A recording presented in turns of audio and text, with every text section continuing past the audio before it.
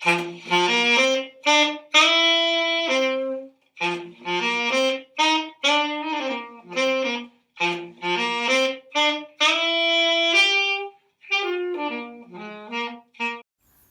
morning, everyone, and welcome to our podcast. Joining me today are Year 7 KES students Jimmy, Rushan, Rishan, Somu, and Seb. So, we will be discussing the books that they have read, which are all books with a war theme in it, and in particular, the different perspectives that are within the literature. So, who would like to start? Please say your name, the book you've read, and a little bit about what's in it.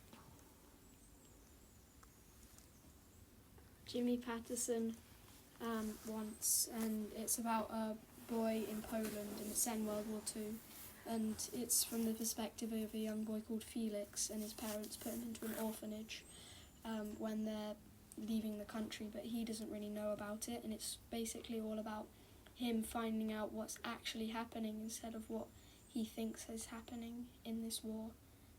And this book, as I said, is from the perspective of the young boy Felix, and I find it interesting because a lot of war books are in the trenches fighting, but this one's about back home and how it doesn't just affect people directly in it, it affected the whole world, and it's not like it's an afterthought, it's the forefront of everyone's mind for 5 long years that it was in World War II. Okay, I love that. I love that you picked out that it was presenting to you not just the violence of war, but how people live with it and how they live with it for so long. So that's, and in the book once, Felix experienced that, and you as well as the reader, right? Yeah, and it's very emotional because you almost kind of learn with him what's happening. Yeah, that's good. Okay, thank you for sharing that. Who would like to go next?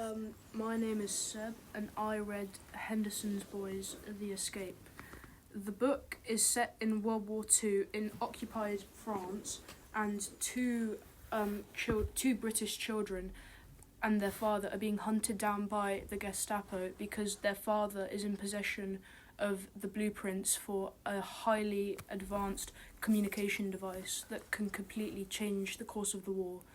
And this book is told through the perspective of mainly the 2 children, and it shows how that when people think about war, like Jimmy said, they think about the fighting on the front lines, but there's a lot of intricate clockwork behind the scenes, and how a device that's not even used for harm, just a simple communications device, is actually incredibly important, more so than all of the guns and bombs. And it shows how in the war a lot of people didn't know what was happening, and the children are they have no idea that their dad is a secret agent with all of this really important stuff, and then all of a sudden they find out that they're being hunted by the whole of Germany. Okay, that sounds really exciting and action-packed, and you've talked a little bit about the role of children and some devices that may not exactly be a weapon but still affects lives. Okay, that sounds really good. Thank you for sharing that. Seb, who's next? I'm Samu, and I will be talking about After the War by Tom Palmer. It's about 3 boys, Yossi, Leo, and Mordecai, and it talks about how after the war, they're all like 12-year-old boys, how they recover after World War II, and how they develop and learn about the new things. And it's quite serious because it talks about all the concentration camps back during the war, and how they fight, and how they try and kill each other.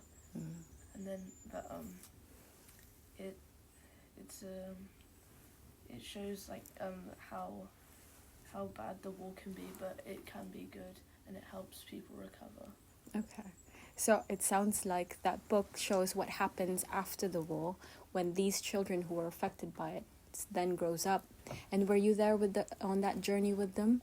Yeah? I think so, yeah. I think this is one of the classics that we have in war literature. Tom Palmer is a very good writer. Okay, thank you. Who's next? Okay. My name is Ruchin Law and I read Bomber. So it's about this 17-year-old boy called Harry Friedman, and he volunteered as a gunner on the Macy May in World War II. He did this to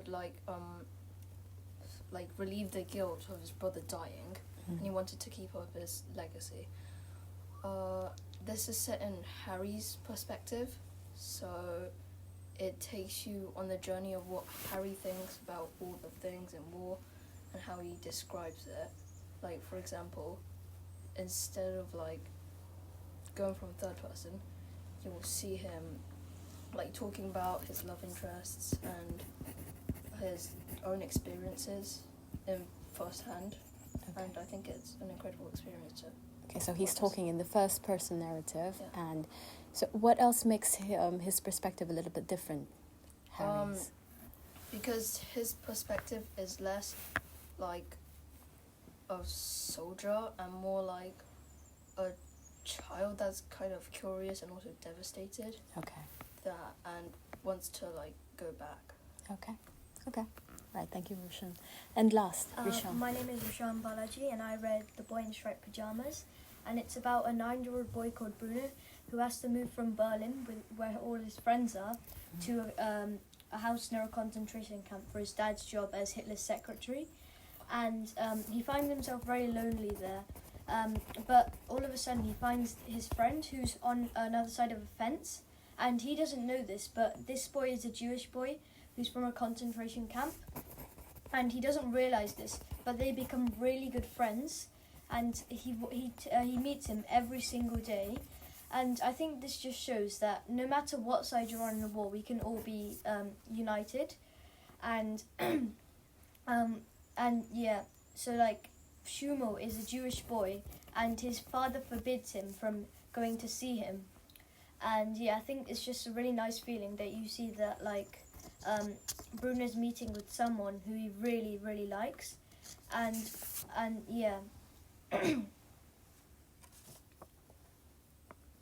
Okay. yeah. Thank you. That's very interesting, isn't it? To have the perspective of he's a boy from a Nazi family, Yeah. and this book is showing the perspective of how it is from the other side Yeah. of the war, which is not really featured because, of course, of the legacy. So, okay, very interesting. Thank you, Somu, and I'm afraid that's all the time we've got. Thank you very much, everyone, for being here today. Thank you. Morning, everyone, and welcome to our podcast. Joining me today are Year 7 CAS students, Harshal, Newton, Archie, Julius, and Darsh. So, we will be discussing the books that they've read, which are all books with a war theme in it, and in particular, the different perspectives that are within this literature. So, who would like to start? Okay, Newton. Please say your name and the book that you've read. I'm Newton, and I read The Boy in the Striped Pyjamas. It was set in 1942 Germany, and it's about when a boy, Bruno, is forced to leave his house in Berlin to move to Auschwitz for his father's job.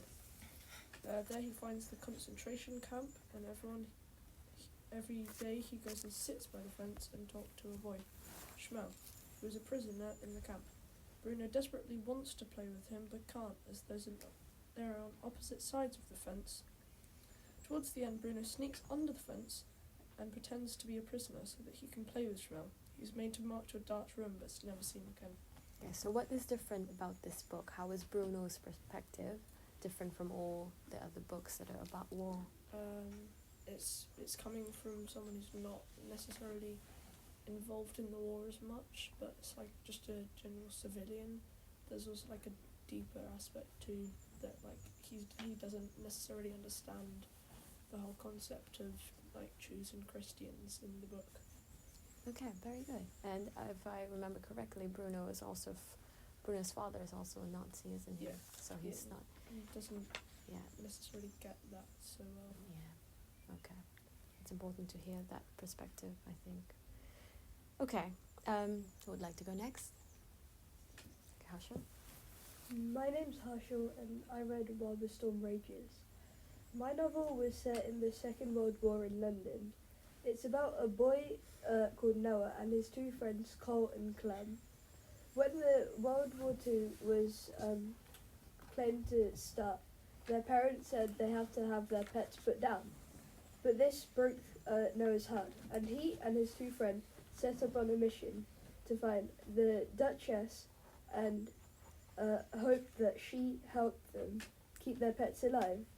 But their hope was slipping away from them in a ton of events.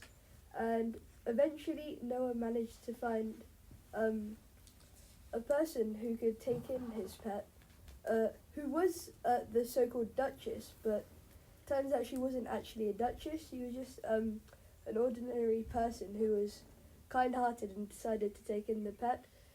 Not only his pet, but him as well during the World War, so he didn't have to be evacuated to Cornwall where he couldn't contact or find his parents. Okay, what do you think, in your perspective, what was different about the book that you've read? What was quite different was that while other people, they just accepted having their pet put down, but Noah, he stood up for his pet and thought it wasn't right because they had a life as well. So he decided to go on a mission to try and save them, which not many people would have done at that time, so it was quite brave of him. So I thought it was quite innovative and quite unique. Okay, all right, thank you, Harsha. Who's next? My name is Julius, and I read The Last Paper Crane by Kerry Drury. This novel is set in modern-day Japan and is about a girl named Mizuki.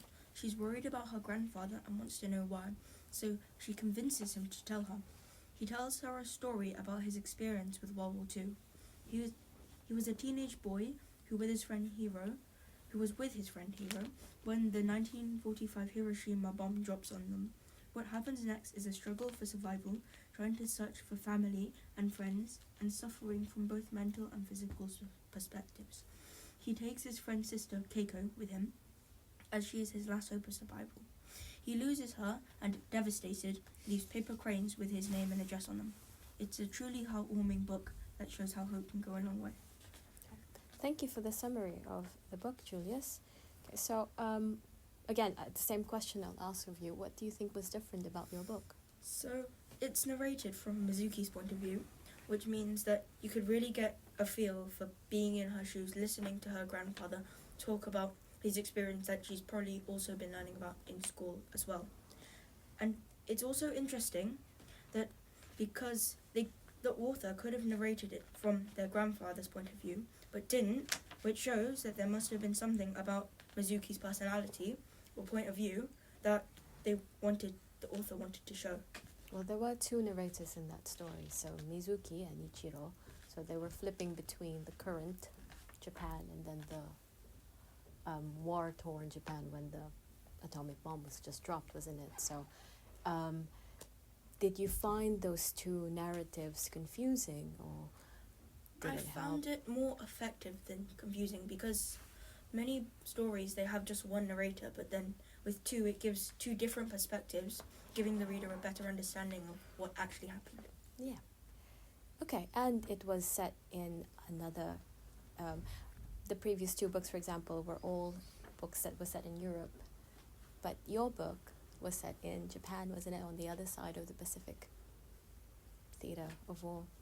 Okay, so that's another thing that was different about it. Okay, I'd like to go next. Yes. I'm Archie, and Archie. I read When the Sky Falls, and it's about during the Second World War in London. There's a child called Joseph, and his granny, made him go to her friend because he had a very short temper and wasn't very good in school.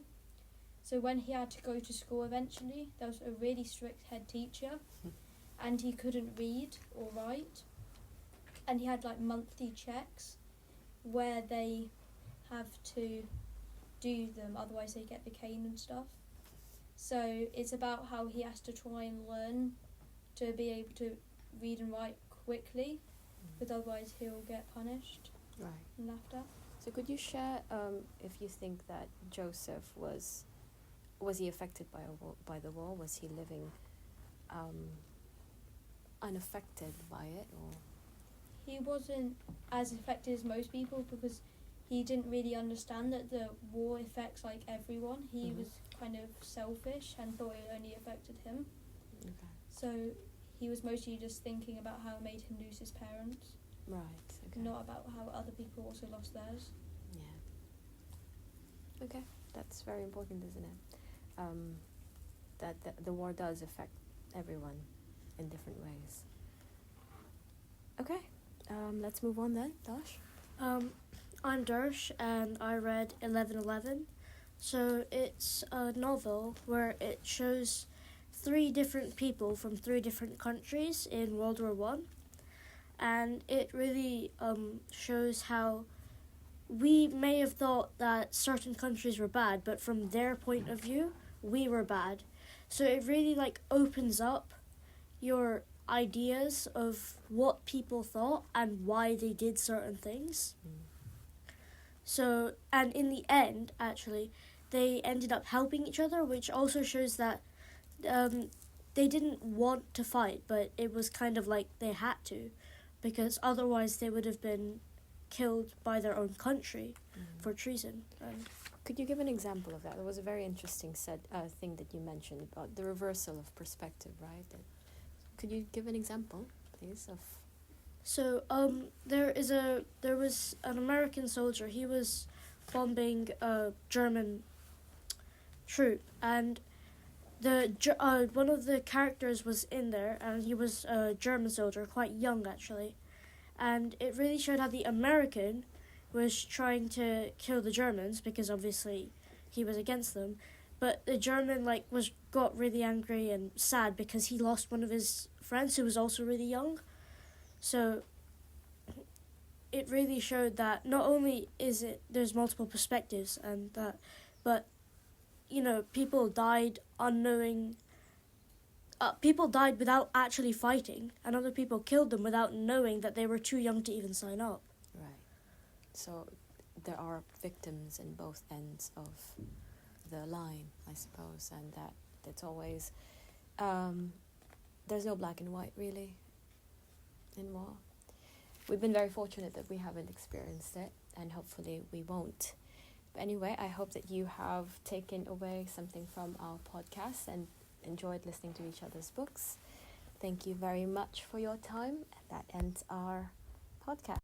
Good morning, everyone. Welcome to our podcast. Joining me today are Year 7 CAS students William, Dylan, Stephen, Anish, and Kanav.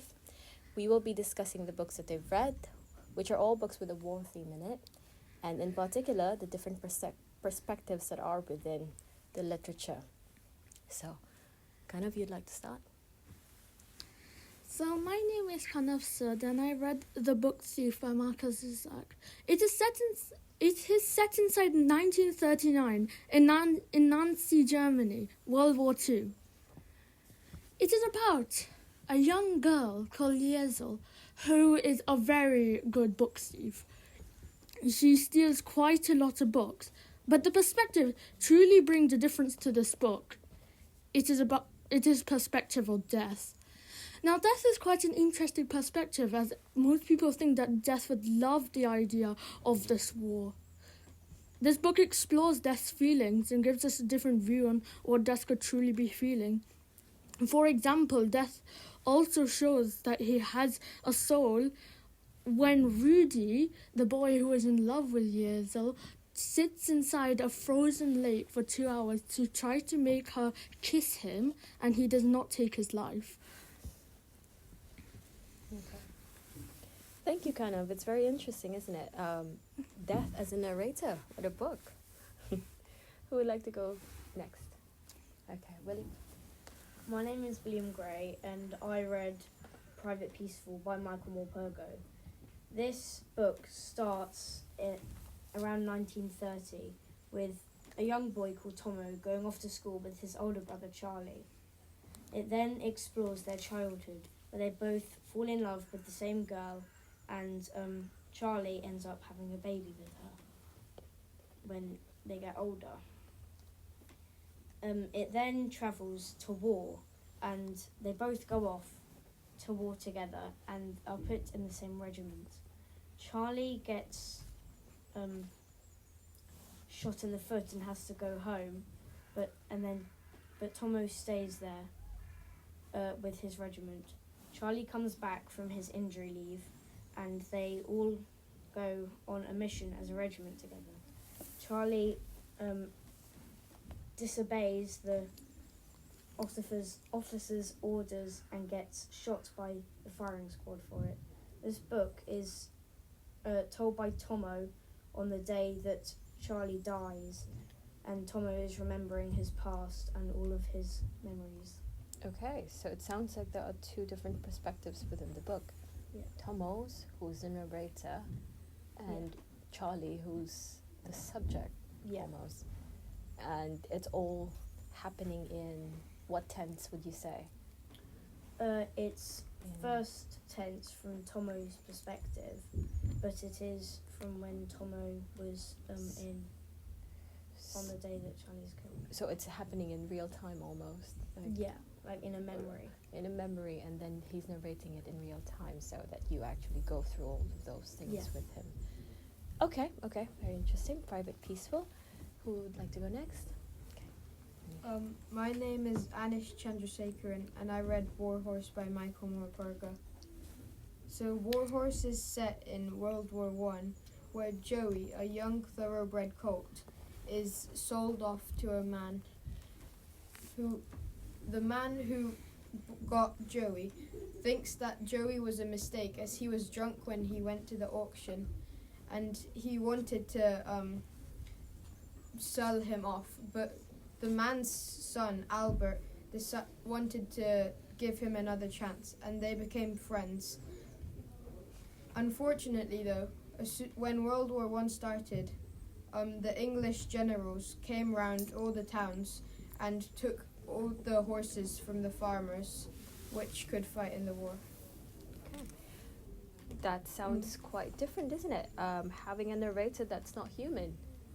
Could you tell us more about that? So, Joey is like a horse, so he doesn't really understand why he's fighting. And for Joey, instead of fighting a war for his country, he feels more like he's just trying to stay alive and not get shot in the war. Okay. Thank you, Anish. Who would like to go next? Okay, Yeah, my name is Dylan Randawa, and I'm talking about You Don't Know What War Is. Louder, please, darling. It's set in Ukraine when Russia are invading, and it's based on a child who is called Yeva Skaliska. She lived in Kharkiv, but then she had to move to several different places in Ukraine before reaching Dublin, Ireland. Even though she had to live through this war, she smiled in every photo, showing that there is hope in her, even though she had to leave some of her friends and also her family behind.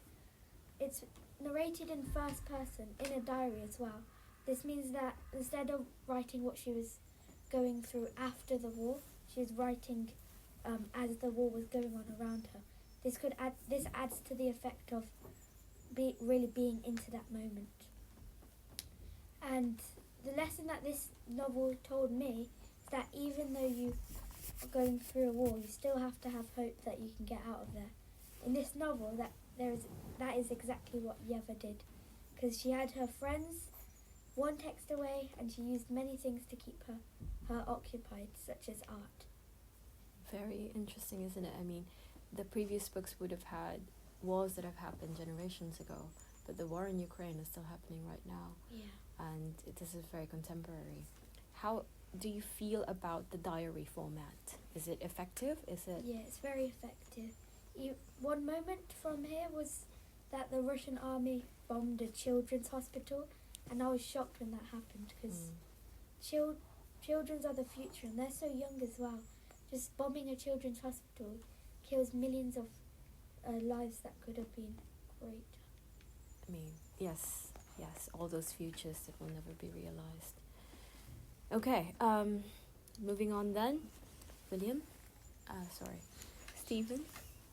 So I'm Stephen Waller, and I read When Hitler Stole Pink Rabbit by Judith Kerr.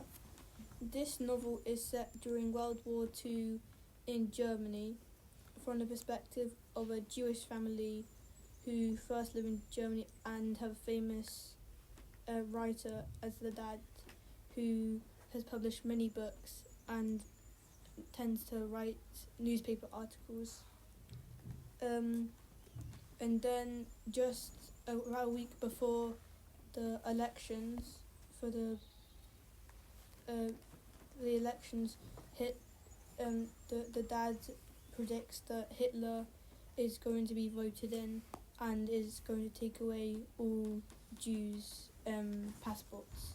So he forces the family to evacuate to Switzerland, where they live with a family in their pub, and then they eventually move to France, where they find difficulties in learning the language, but then eventually they learn the language, but then they have to evacuate again to England.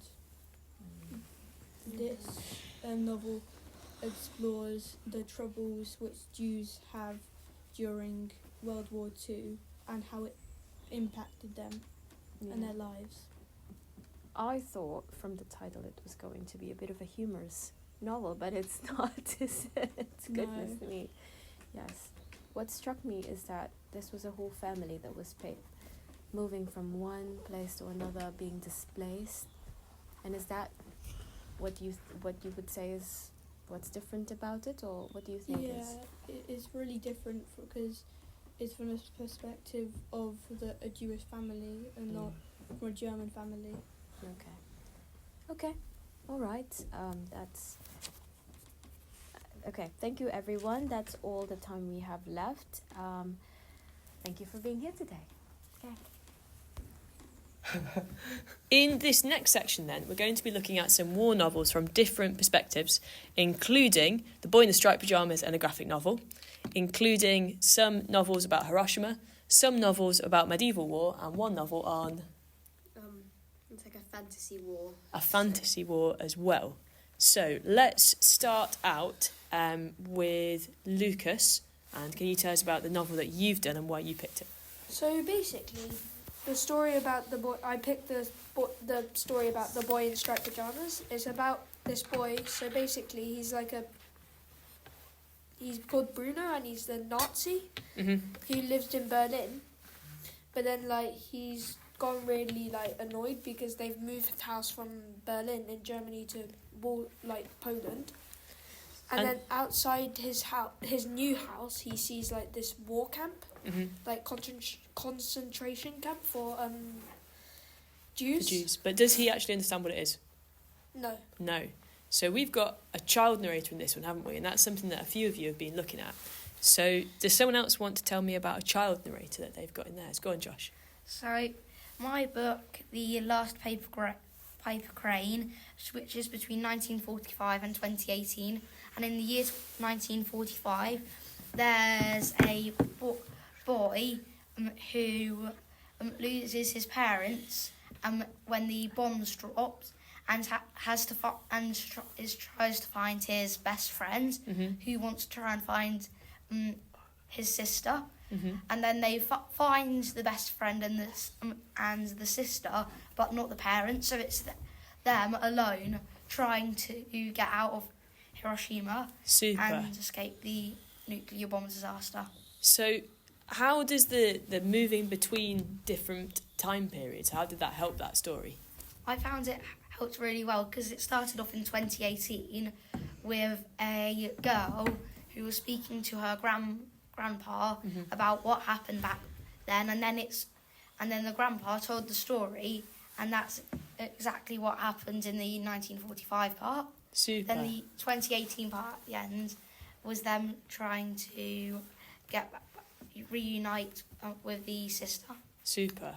And then Will, your story had an 11-year-old narrator, didn't it? Yes. So can you tell us about that and how that helped the way the story was told? How did that give us a different view of war? My book was Boy 87, and rather than focusing on the war, it more focused on like the refugee side and people fleeing from the country. So mine was set in first person from the perspective of an 11-year-old boy called Shiv, who was trying to escape from his country because the army were basically catching up all the boys and sending them off the war. And how is that? Did that have any similarities, do you think, to Lucas's or to Josh's, do you think? Again. So I think our stories link together because all of the stories are set where it's just the children without parents trying to make their way through the war. So it sort of shows how it's down to them and they're in the power of what happens to themselves. Also, I've read the book, a graphic novel called Mouse, which is all about what happened in the concentration camps to Jews. And I think my novel links in really nicely to Josh's because it has the same principle where you flick between time zones and it's somebody asking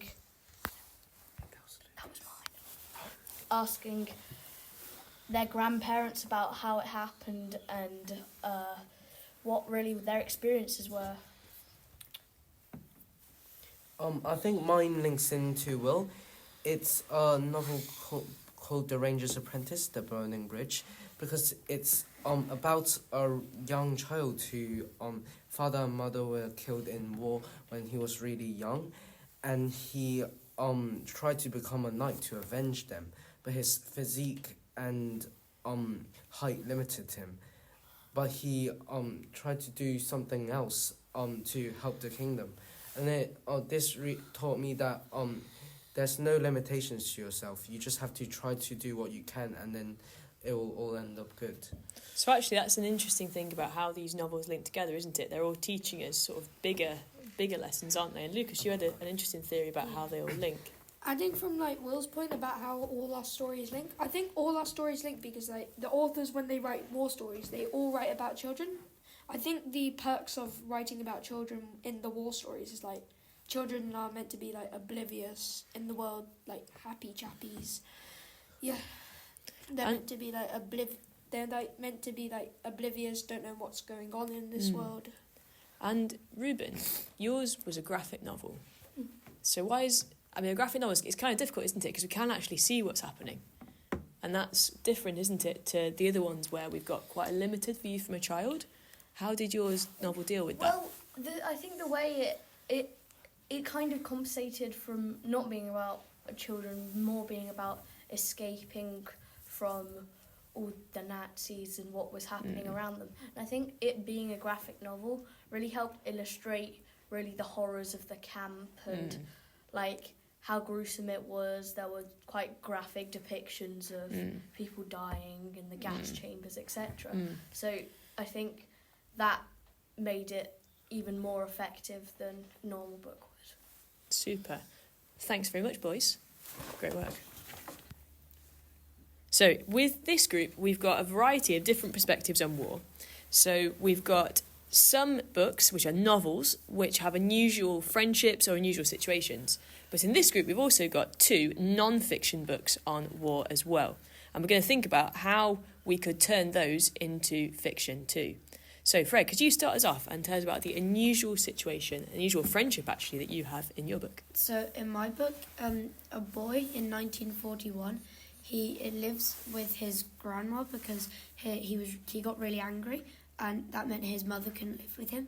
So she sent him to live with his grandma, but his grandma also couldn't deal with him, so he had to go to the city to live in this family. And basically, he had to make friends with a gorilla in a zoo because he had no other friends. So that's really quite unusual, isn't it? We've got a war story where actually we end up with a gorilla. A gorilla friendship is the main point. And what did that gorilla friendship kind of teach us about war, do you reckon, Fred? That in war, because everything gets taken away from you, you have to try and find some happiness in what you have left. And if you only have animals left, then you have to make friends with them. Well, in my book, The Boy in Striped Pyjamas, it was set in Berlin in 1942, and this book was it was an 8-year-old boy called Bruno who always used to play with his friends in Berlin, and his dad just became a commandant, so he had to move. Then they relocated, and then Who's he basically become friends with? Bruno, Shmuel, a boy who was in a concentration camp. Yeah, so he's Jewish. A really, really unusual friendship there. And why do we think we have that unusual friendship presented to us? Well, it just shows us that you can always just... What do we think? What's it telling us? Why do you want to have at the centre of that book a friendship between the son of a Nazi commander, a concentration camp commander, and a Jewish boy? Go on, Gabe. I think that this shows it doesn't really matter who you are. You can be friends with anybody. Excellent. Have good relationships. Go on, Zach. It sort of shows that it doesn't matter who you are; it just matters whether you're a good person or not. Super. Because even though the Nazi was dad is a German commander, and he's probably I don't know for sure, but he's probably done some horrendous things. The boy hasn't done horrendous things, so maybe so he hasn't done anything wrong. But it shows that people can still be friends, no matter what the situation is. And that links into yours as well, doesn't it? Go on. I was going to say, I think it's really don't judge a book by its cover, because the boy could have thought, oh, he's a Nazi, I really don't like him. And the other boy could have thought, he's a Jewish, my dad tells me that Jewish are really bad. But instead they looked at each other's personalities and then they became friends. Super. So, Gabe, you had a book with an unusual situation as well, didn't you? Do you want to tell us about that? So my book was set in Leningrad in Soviet Union, which is modern-day Russia, in 1941. And it was about two twins whose parents needed to do work for the city, but then they needed to be evacuated, and they go on different trains which went to different places, in the books about how they ended up finding each other again. Super. So your book is meant to be about war, but what do you think it's sort of really about? I think it's keeping promises and staying with the people you love. And if you care about someone, you will go to anything to keep them safe. So actually all three of those books we just talked about are actually all have really positive messages, don't they? Despite being about really horrible historical moments, they're actually really positive. So let's think now then about our two non-fiction books. Do you want to start us off, Ethan? So my book is set in 1920 Warsaw, Poland. So it's just gone the end of the First World War, and Poland's regained its independence after nearly 200 years of constant oppression by Prussia, Austria and Russia. So basically the Bolsheviks have come to power in Russia, and they want to enforce their sort of communist and socialistic ideas on other countries. So they come to attack Poland, and the lower numbers patriotic army of Poland just managed to hold them off of Warsaw. Super. And then Zach, can you tell us about your book, and we'll come back to how we could, maybe if we were adapting those novels, what we do. So go on, Zach. So my book is called The Cold War, and it's about pleasing the name The Cold War, and it just follows the whole story of the thing from 1945 all the way up to present day, and occasionally the author does chip in saying it's astonishing to think of how I could not be alive right now because the world could have blown itself up. Super. So if we take then these two non-fiction texts, if we turn them into novels, what do we think we could do? What would a good way to narrate them be, or what might a good focus for some of the stories to be? Do you want to start us off, Ethan? So I think it could be very effective if you use it from the perspective of one of the main figures in that sort of war. So you could have maybe the Polish head of state or one of the Russian commanders, but it could also be very effective as a neutral person looking on to this whole attack and them giving their opinions. It could also be very effective to write it in third person, so that you just get both points of view in the same book. So it's just easier to understand it all. And there's some in fact in one of the previous groups there was that had two different narrators, And maybe you could do that, one who's involved in the story and then one who's a little bit outside. What do you reckon, Zach? Or like if you did a dual story, you could have maybe one person who's Polish, and then who are fighting Russia. Yeah, and then somebody who's Russian. Excellent, yeah. And how, for your story, because you talked about it follows a family, haven't you? So how do you reckon you could set your story? Well, maybe it could be less talking about just the facts, and maybe it could talk more about the author's experiences and how he would feel. And maybe it could also just follow the story of the author's parents as well, because the author was only born halfway through it. So what do we think? Third person or first person for Zach's one? First person, because you need the perspective of the author. Yeah. Yeah, first for the author, but maybe third if it's the author's parents. Excellent. Thank you, boys. Really interesting discussion there on how we can pull together different ideas from the novels that we've read and think about how we might then apply those to quite different contexts. Well done. Go. So in this next group, we've got a series of books which are all giving us, within the book, multiple different perspectives on war. So Justin, you've been looking at The Book Thief. Could you tell us how that works in The Book Thief? So, in The Book Thief, the story isn't narrated by Death. Also, originally supposed to be the main character, Liesel, who's supposed to be narrated, but then also should Death. I really like how Death narrated it, because Death is like a humanoid figure. He is still human, but at the same time, he's immortal and omnipotent. He sees everything, he knows everything, but yet he's not like that no form human god, like the god in the Bible. So it's interesting because he's kind of a figure within the book, and he's this omnipotent, which means all-seeing, all-knowing. All-powerful, and then also is all-knowing as well. Maxwell, how was that kind of similar to what you're looking at in yours? So in my book, there is this one man, and for most of the book, it's narrated by him and the tricky situations he gets into while Martians are taking over the Earth. Because what's your book called? The War of the Worlds by Super. H.G. Wells. Yeah. But at one section in the book, it switches perspectives to his brother, and they follow the story of his brother as he is looking for the main character. Super. And then this is sort of similar, actually, isn't it, in your book, Ryan, isn't it? Do you want to explain how? Yeah, my book's called Grenades, and it follows a story of one of the last islands which the US invaded to get to Japan, called Okinawa. And it's narrated by two people, an Okinawan boy who gets drafted into the army, and an American soldier who are both trying to fight each other, but they don't feel like it's moral. Okay. So we've got all three of those books, actually, they have multiple different perspectives in the same book. Yeah. Did we like that? What do we think about that? I think it was pretty good because it gave us lots of different points of views from the war. But I also think that like Justin, I think that it means that you can see the different aspects of war all in one book. It also makes it feel like it's not only restricted to one person, and you can have more than...